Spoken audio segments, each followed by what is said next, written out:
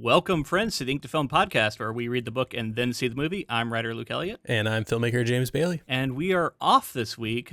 James was doing some gallivanting up in the Pacific Northwest after our interview with T. Kingfisher at NorwestCon. And because of that, you got back a little late. We weren't able to get a project done in time. So we're jumping in instead with a bonus episode we're going to be releasing over on Patreon. And then we're going to release in the main feed here a former Patreon episode.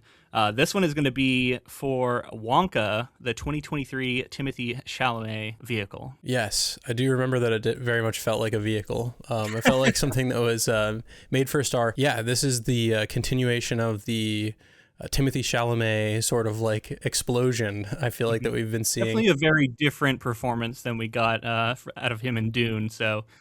he's showing some sides to his personality and his capability as an artist. Yeah, I mean, like Marty Supreme too. Like, interesting what roles he's choosing right now, and how I wonder.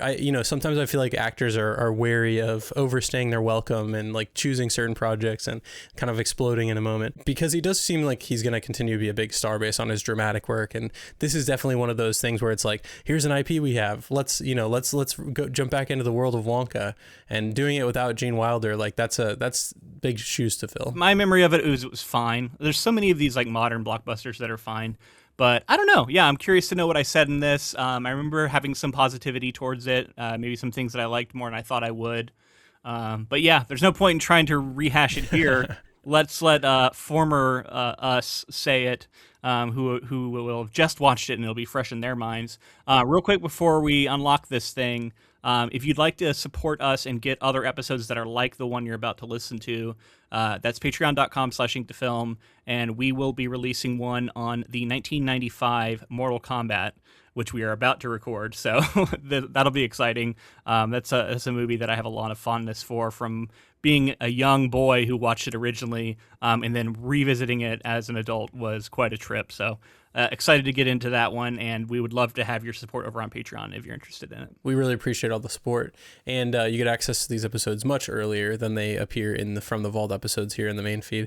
Also want to say that we are coming up on our next project, which we're going to tease here, so stick around for next week, where we are going to start our coverage of Lord of the Flies, which is being it's sort of a BBC adaptation that's coming out here soon, and like classic piece of literature that's going to be so rich to dive into. It's one of those where a lot of people will have read it in school. So I think that's a cool one to touch in on. We've been waiting for like an excuse to cover it, with especially like a modern adaptation. We finally are getting one. No idea if it's going to be any good or not. Have no information on that, but yeah, excited to get into that one for sure. All right, man, all that's left to do is to unlock our Wonka coverage, so enjoy this former Patreon exclusive. We're going to discuss Paul King's 2023 film, Wonka. As we get started here, I want to ask, have you watched the cinematic masterpiece that is Paddington, and Paddington 2 specifically? I have not. I know that like people seem to really like those movies. Yeah. And this is the same director, right? Same director, yeah. Paddington 2 was one of the highest grossing movies of that year that it came out. One of the most well-regarded, like top 10 films that came out that year. It's super charming, very, British. It's almost like a Winnie the Pooh-esque kind of thing, right? It's like geared towards a certain demo, but it's for the kids, but the parents like it, and it's got the heart to it. And so he directed both of those. He also, early in his career, was involved in a comedy series that I watched on the BBC called The Mighty Boosh. Were you familiar with that at all? I've heard the name. I don't think I've ever seen an episode, though.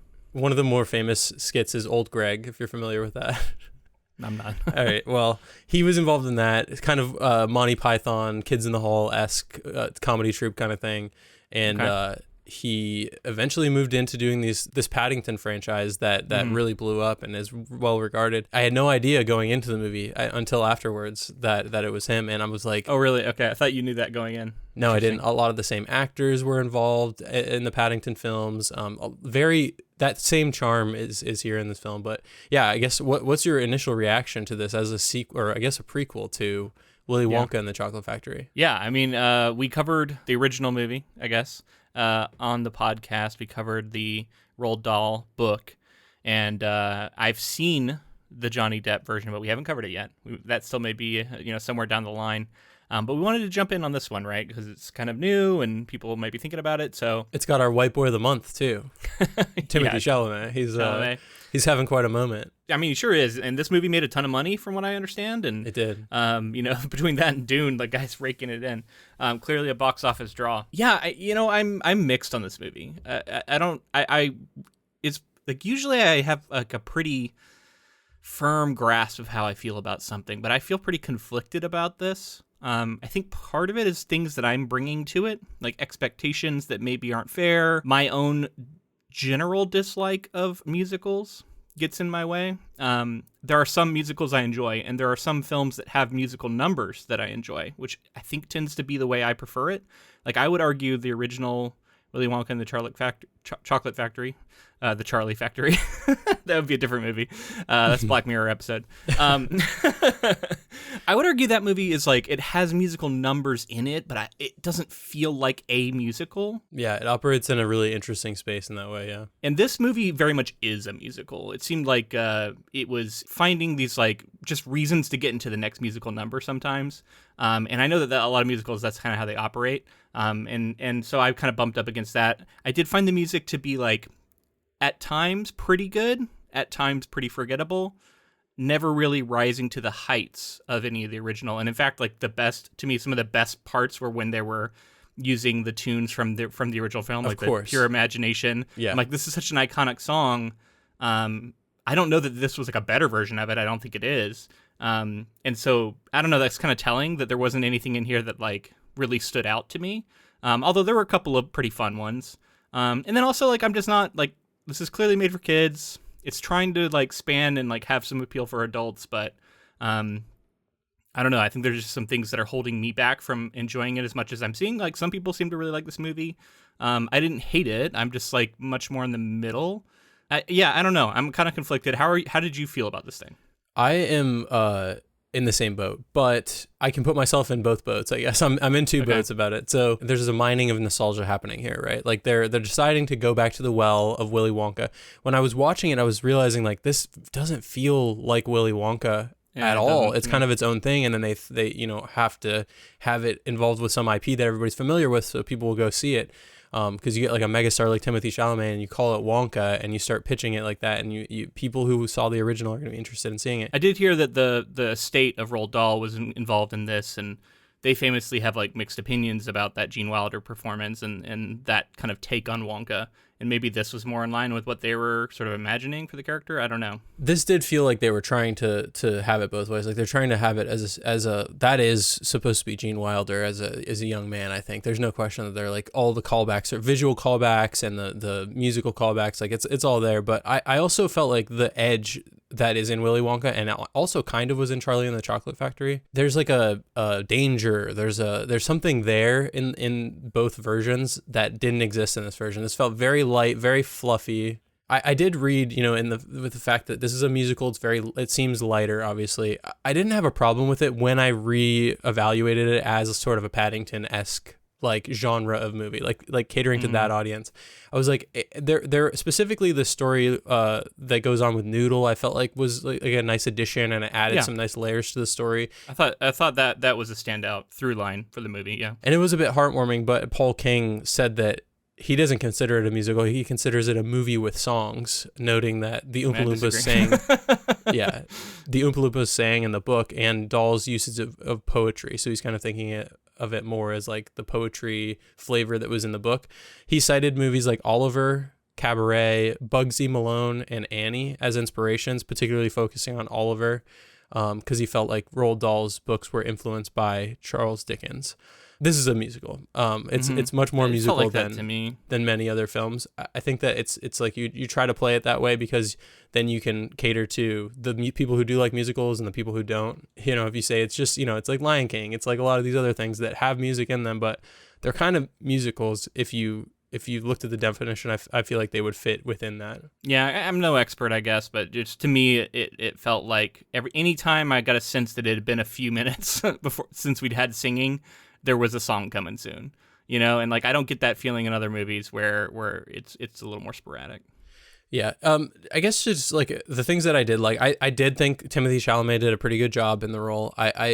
His singing was believable. It's funny because I read that Paul King cast him on some of those high school videos. Have you seen these online of like Timothy Chalamet singing in high school and like musicals and stuff? I heard that he was like a theater music kid, and like he had this music background. Yeah, I saw that he supposedly the like little Tim Tim stuff that's like viral online, if you're familiar with it. Apparently the director saw that stuff and more of his high school work and was like, I'm not even gonna audition him. He's our Wonka. The only other person that they were really had as a front runner was Tom Holland, and I'm like, these two people are just like the Hollywood go-to people right now, right? Like it's like they're interchangeable. You can put them in each other's roles. It seems like they're always competing. I still would have loved to see what a Jeremy Allen White from The Bear would have done with this role. I don't know if he can sing is the one thing. So I don't know if like there's any interest in singing, but he's the guy that if he showed up on screen in that outfit, it would have immediately made you think of Gene Wilder. Like he looks like his actual son. It's amazing. Whereas, of course, there's no real visual connection between the two here, other than both wearing the same coat, I guess. Yeah, and I think that's fine, honestly. Like you don't have to look Ultimately, exactly the same to fit the spirit of it. The other thing I think Jeremy Allen White would have done in a different version of this movie is I think he would have brought and I'm just basing this off of what I've seen in The Bear, but I think he would have had the ability to bring the edge that you were talking about that Gene Wilder had, where, well, we talked about it when we covered that movie. One of the things I love about that performance is there's a bit of a demonic air to him. There's a bit of a madman behind the eyes. He's also like consistently the smartest person in the room, or you get the vibe. He's in on a joke. He's laughing at something that maybe not everybody understands. He's kind of toying with everybody. He's kind of a villain, even though he is also seemingly the protagonist. Even though Charlie's there, right? It's like as soon as he comes on the screen, like now the movie's about him. Yeah, he's tricky. He's mischievous. He's doing things that are not like. That's the thing. It makes him kind of impish, I guess, more than maybe demonic. But like, sure. Yeah. I did read that there was an attempt here to make early Wonka, like young Wonka, sort of a Charlie Chaplin innocent character that's like, an immigrant coming to this new area, bright-eyed, bushy-tailed kind of thing. And like that arc would then be there for him to then get like kind of jaded and hardened by the world. And that's kind of the version we get a little bit later. I agree with that. Like, and I can see that as a character progression. I think it wouldn't have made sense for him to be exactly the same here. Because yes, I think he does become jaded. This is a man who's been like locked up in his factory for years, not seeing anybody. Seemingly the isolation has gotten to him a bit.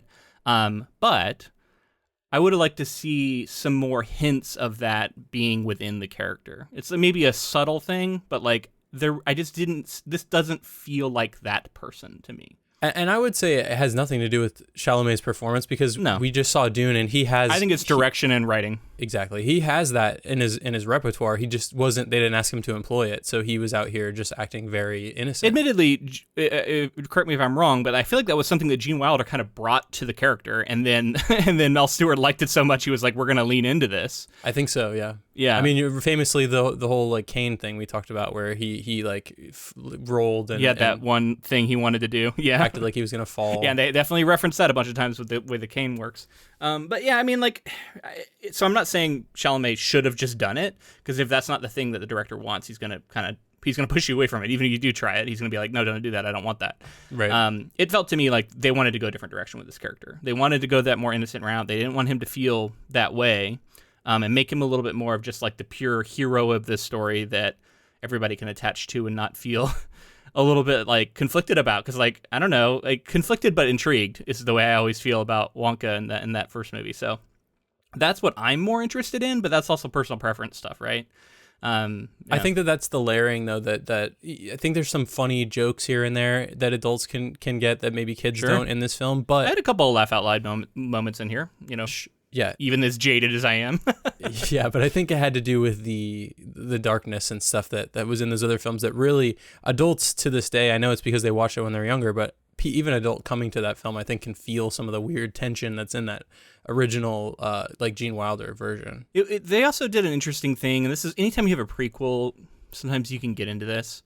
Especially when you have a prequel about a mysterious character, you start taking away some of that mystery. Like, just talking about how he's a magician who also likes making chocolate, and like giving him more backstory and filling a lot of that in, it just starts to make the character a little more pedestrian.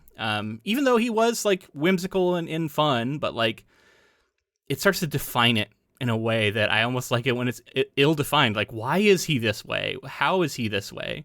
And we don't get everything explained, but like it's just an unfortunate side effect, I think, of doing a prequel on a character like that. So, I mean, while we're talking about this too, like this idea of prequels and approaching them, I did hear Timothée Chalamet say that he was hesitant, and even the director himself was like, it wasn't until he saw that apparently within the estate there is some of Roald Dahl's like documents where like he was considering looking into like more story with Wonka or some of his backstory and that kind of thing. We talked about there was another book he was working on, I think. I don't know if it was completed. I don't remember now. It's been a little while. I'm not sure, but that was like material that he felt was important to dig into and like wanted to say like, okay, well, if the the original creator wanted to explore this, and Chalamet was like, it wasn't until I saw the script and kind of saw they were doing something very different. He's like, I understand feeling protective of the character and stuff, and it's been kind of crazy the success of this film because there is, I do think, and I think Paul King being at the helm helped a lot because he steered it in that Paddington direction. I think there could have been a scenario where this was completely just hollow.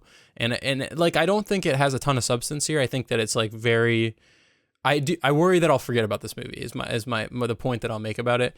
But there are things that I like about it. There are things that I will remember about it.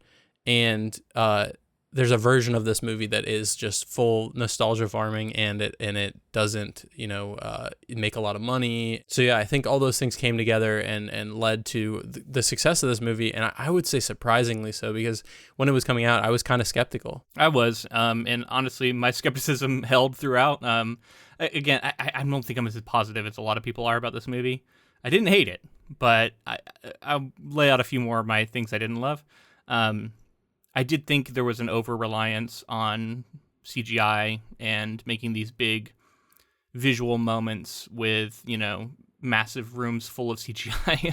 And just like so much of the charm of the original was behind the practical effects that were used so well. And of course you were always going to use CGI in a modern movie like this. There was a slight over-reliance, I thought. Yeah. In particular, you get Hugh Grant with his Oompa Loompa. I don't know. I guess he was kind of amusing, but it did feel like he didn't want to be there, and he's since said that in other interviews. Well, he said it was a painful experience, I guess. It was like his face was also like detached from his body in a way that just felt strange. And I think that holds true too. So when the movie was announced, I remember hearing it was very soon after Gene Wilder's death, and a lot of people that were fans were upset because it was coming right on the heels of his death, and they didn't want it to be remade. And I specifically remember hearing a lot of that. And you're talking about Hugh Grant's character. I remember hearing in the little person community that they were upset that one of their own wasn't going to be represented on screen in a role that had featured them in the past. So, I guess interesting to track those things as well. Yeah, and I can totally see that. I think another fairly egregious, and I would be inconsistent to not call them out for this, because I did at least mention it in our Dune coverage, is the use of the fat suit in Keegan-Michael Key, who I'm a fan of. Like I like him as a performer, and I think he's pretty funny here. Didn't love the use of the fat suit, the sort of ever-expanding waistline joke. I get why it was done, because they wanted the character to sort of dynamically change throughout the course of the film, but just like fat suits have, I won't break down all the reasons here, but like if you want to look into it, people have written really smart things about why fat suits are actually just quite inherently damaging and just not a positive thing in movies that we should all be looking at differently, I think. And overall, I find his character was fine, but it was tied to like another thing that I wanted to bring up about this movie, and that was in the original. And I keep going back to the original because it's my favorite version, right? Like, and in fact, I liked it more than the book we talked about, and I think Wonka is more interesting in that film than he is in the book. But one of the things I liked about it a lot is that it does a great job of like setting up this sort of goofy world, but still feels very real. And part of it was by the documentary nature we talked about early in that movie, where there was all these broadcasts and like people in the streets, and like it felt like a very real kind of situation, even if some of it was a bit goofy, especially with like Charlie's setup at home and stuff was kind of goofy, but like it was real and there was a darkness to it. And then that stood in stark contrast to like when they get inside the factory. And all of a sudden we've entered the world of pure imagination, and now everything's kind of magical and over the top and colorful. Here it was just very inconsistent. It felt like the world itself was kind of already this like goofy world of imagination, and Wonka just kind of slotted into that and brought a little more. The chocolatiers, this chocolate cartel in general, they felt very unreal to me. The way they looked and behaved, the way they acted with one another, their whole scheme. They have this massive like vat of chocolate that they're like hiding under a church, and they have this like these monks who are like chocoholics and all this stuff, and like that all feels very Wonka, and yet they're not. That's just something that already exists in this world. This is kind of what I was getting at before with like, it almost feels like a children's film in the 70s, the Willy Wonka and the Chocolate Factory, wasn't really it was fantastical. It had all this stuff going on that was, you know, it was spectacle, and it was the music and everything, but it wasn't really talking down. And I feel like this is kind of talking down to the level of a child. Like, you're kind of speaking in a baby voice in this film to say like, oh, look how, you know, how crazy all this stuff is. And isn't this like really keeping your attention? But I will point back to the director very specifically went out of his way, Paul King, to say he wanted to really get into like the Roald Dahl style. Like, he really wanted to evoke that. And I think maybe that's some of what we're getting at, because that 70s film gets away from that Roald Dahl like childhood, like very fantastical world. It's a different direction. Yeah. Right. And by the director, right? He's choosing to take it in that direction. And like, I'm not arguing with it. I mean, the movie's done well, so obviously he's onto something. Just personally didn't like it as much. Like, I liked the approach that Mel Stewart brought to it instead. That was my preference. I agree with you on that, because that is kind of like, if we're just talking about it from our perspectives, which is all we can do as an adult watching this film, it wasn't as enjoyable because it just feels a little more simple of a story. Yeah. There were a couple other standouts I do want to shout out. Olivia Colman is always great, and I thought she was a standout here. Yeah, one of my favorite working actors, and I think it's so fun sometimes to see people who are so good at the dramatic, and they work on stage and all over the world and all this stuff, and then you get to see them do this like bombastic, way over the top character. Mrs. Scrubbit. Yeah, it's very fun. Yeah, and like her whole scheme where they're like trapping people and making them indentured servants essentially to pay off their debts. And how Wonka gets caught up in that. I thought that was really charming and funny. And it also did hint at some of the darker elements that I wanted. There's at least some of that there. One of the actual laugh out loud moments I had was the whole scheme that Noodle comes up with to convince Mrs. Scrubbit that her partner in crime is actually this like Bavarian, noble or monarch or something. Yeah. And she convinces him, and then he like puts on that outfit and comes out and starts like stretching and stuff. Like, that legitimately got me laughing. Very funny. And her reaction to it. That kind of stuff I was really into. There were moments like that throughout, but that's one that really stood out.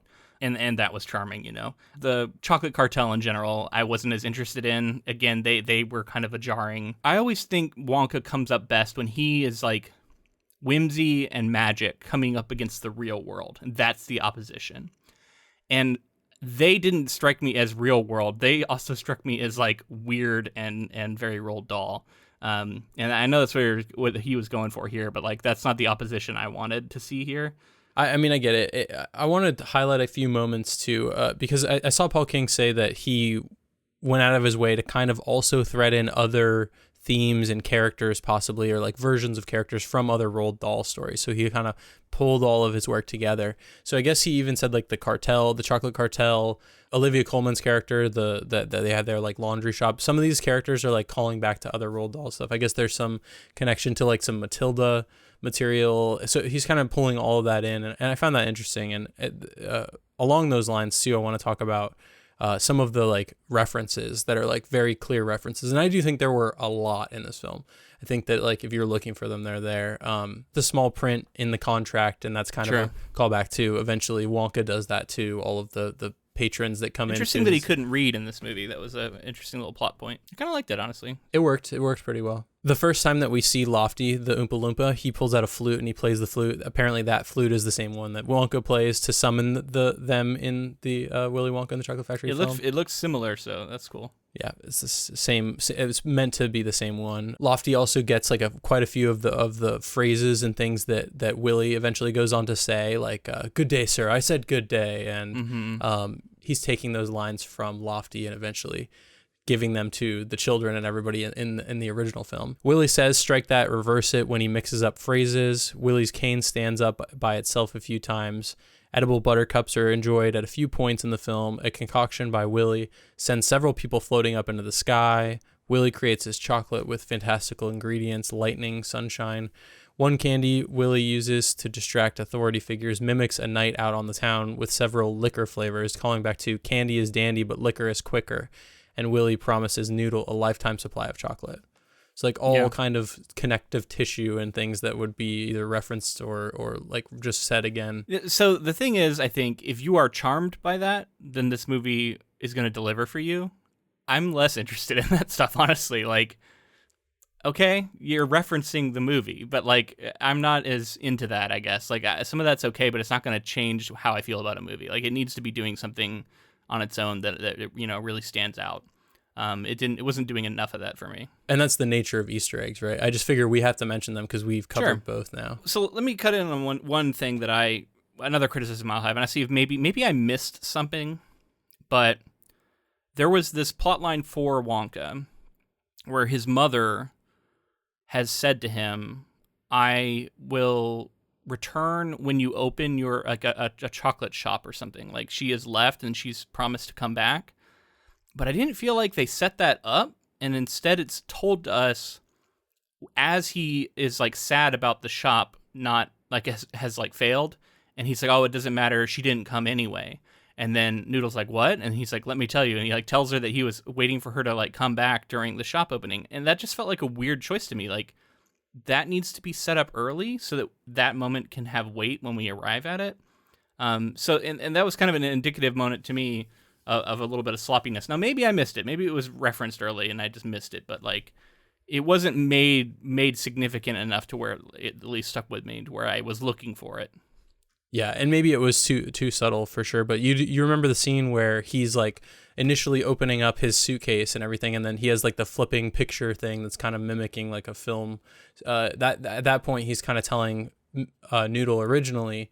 Like what happened with his mom and how she would make him chocolate every once a year and she would save up all of it, and then eventually like he says that she said that she would be that in that scene. She says that she'd be there when he finally like gave the world chocolate or something like that, something along those lines. But it was just like a one line thing. It wasn't like it was like heavily set up. Yeah, you're right. I guess that was in there. It just didn't land with me as something that I thought this character was like pining for. I don't know. And then when he was all of a sudden sad about it, I was like, where did this come from? I don't know. It just didn't land. Yeah, and I think a lot of the emotional weight for the film came from, like I said before, the Noodle story. Like she's so we feel so bad for her. She's like by far the most enslaved of these people. She's like has her debt is way higher that she has to pay off in order to leave. Well, and she came as like a literal infant into this situation. Yeah. Orphan, yeah. They were talking about orphan syndrome or whatever she has, and and that unravels in an interesting way where like she like her relative kind of fucked her over, and it turns out to be one of the main antagonists. And then I think the finalization of that whole story where we get to the end and her mom is still out there, and they reunite with the mom while also singing the very nostalgic song of "Come With Me and You'll Be in a World of Pure Imagination."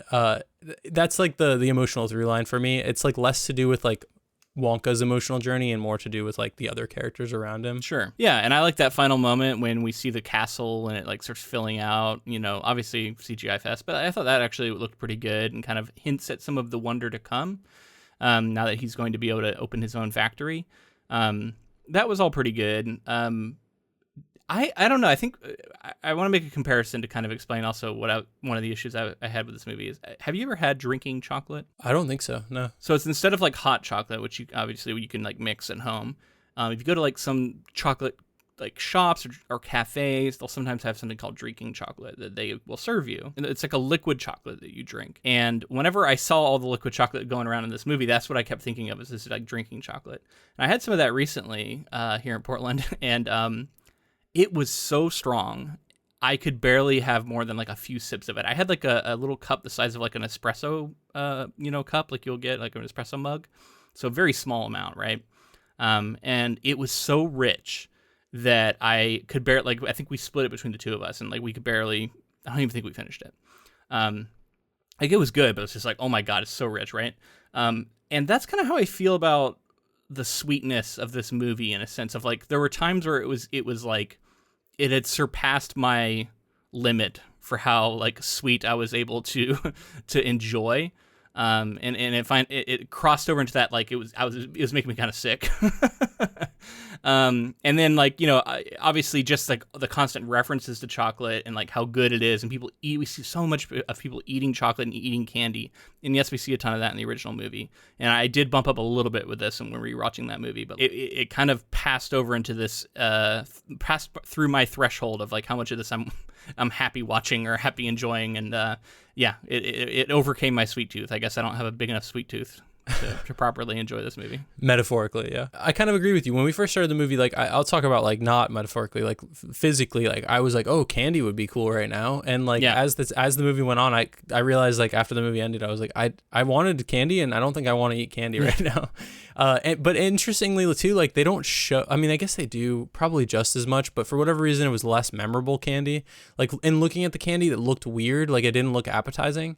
And there was something there where I was like, in this movie? In this film, yeah. I kept feeling like, oh man, I don't really want to eat these. Chocolates were always, that he was giving people always had like weird shapes, and they were like multicolored, and they were kind of interesting looking and then they would just call them chocolate, but I'm like, that looks more like a candy. Sure. I don't know. And there were other candies obviously in the other film. I just thought it was interesting to note that like I didn't really want to eat any of this, whereas in the original film I was like, I want to eat all of it, I want to go there. I don't particularly want to drink from that giant chocolate fountain in the middle of the square too, that people have been swimming in, has gone through the pipes, and is now in a big fountain mixed with water that was in that fountain before, I guess. And now we're just going to take cups of it and start drinking from it. And again, drinking chocolate is quite rich. It just, none of that appealed to me.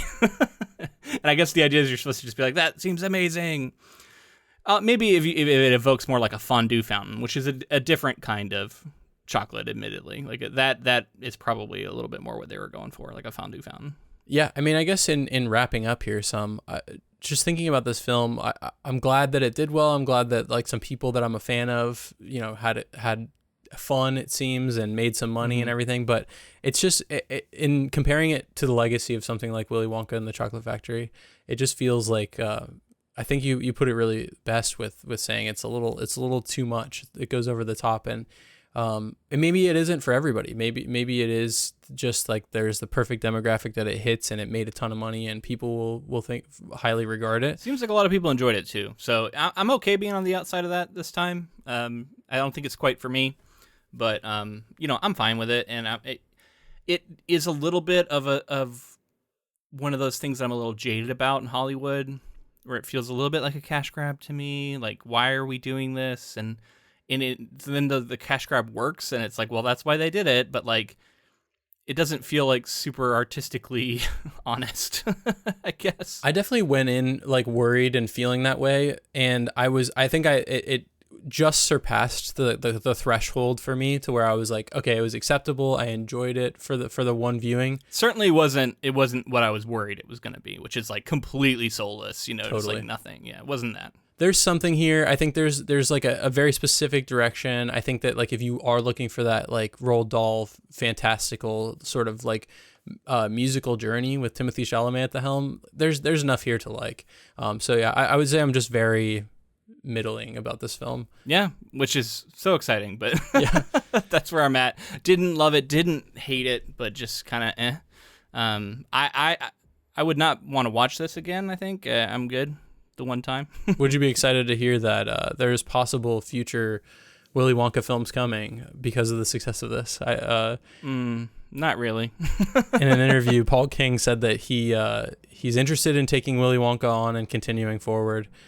He said it's not like Dune Part 1 and Part 2 where it's like it's got to happen, but he's got other stories and he'd like to spend more time in the world and meet some more Oompa Loompas. Yeah, I don't know, man. I'm not particularly interested, but power to them. And if people are excited about it, then I'm not gonna rain on their parade. All right. So I think that's going to be it for our bonus episode this month. Thank you all for your support. We truly appreciate it. And until next time. Keep adapting.